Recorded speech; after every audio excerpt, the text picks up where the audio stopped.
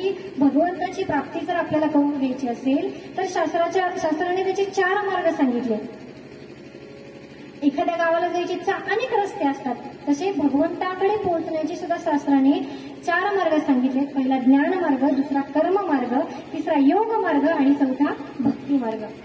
ज्ञान मार्ग काय करतो? चांगदेवांच्या संबंधाने विचार केला, चांगदेव महाराजांच्या संबंधाने विचार केला तर तो ज्ञान मार्ग सुद्धा आहे आणि योग मार्ग सुद्धा आहे. ज्ञान मार्ग काय करतो? मोक्ष देतो. ज्ञाने विन मोक्ष नाही हा सिद्धांत.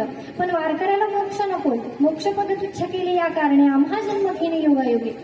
मोक्ष नकोय, पण ज्ञान मार्ग नको. मग कर्म मार्ग. कर्म मार्ग काय करतो?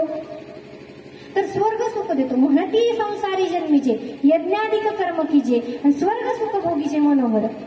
पण स्वर्ग सुख सुद्धा नकोय. का स्वर्ग सुख नकोय? कारण स्वर्गीचे आम्हाला इच्छिता ती देव मृत्यू लोकी व्हावा जन्म. आम्हाला स्वर्ग सुख नकोय, म्हणजे कर्म मार्ग सुद्धा नकोय. मग योग मार्ग. योग मार्ग क्लिष्ट आहे. क्लिष्ट म्हणजे अवघड आहे. क्लेशोधिकतरस्तेषाम अव्यक्तासक्त चेतासाम अव्यक्ता हि गतिर्दुःखम देहवद्भिर्वाप्यते. म्हणजे योगाची या वाटा जे रिघाले गा सोबटा तर या दुःखाचाची वाटा भागा आला तर या दुःखाचाची वाटा जे रिघाले गा सोबटा योगाची या वाटा. योगाने काय करावं?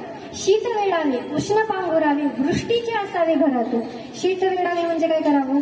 थंडीचे दिवस असतील तर थंडीच पांघरावी.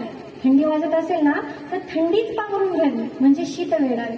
उष्ण पांघरावे म्हणजे काय? तर गरमी होत असेल तर गरमीच अंगावर घ्यावी म्हणजे उष्ण पांघरावे. वृष्टीचे असावे घरातून. झालं काय? थंडीचे दिवस होते, आता थंडीचे दिवस आहेत म्हणा, मध्ये मध्ये पाऊस पण येतो. आता काही हिवाळा पावसाळा उन्हाळा असं काही ठरवून नाहीये, कुठलाही कधी. मग झालं काय? थंडीचे दिवस होते, लक्ष देऊन ऐका. थंडीचे दिवस होते, थंडीला थंडी वाजली म्हणून थंडी थंड पडली. पुन्हा एकदा अपडेट करते. थंडीचे दिवस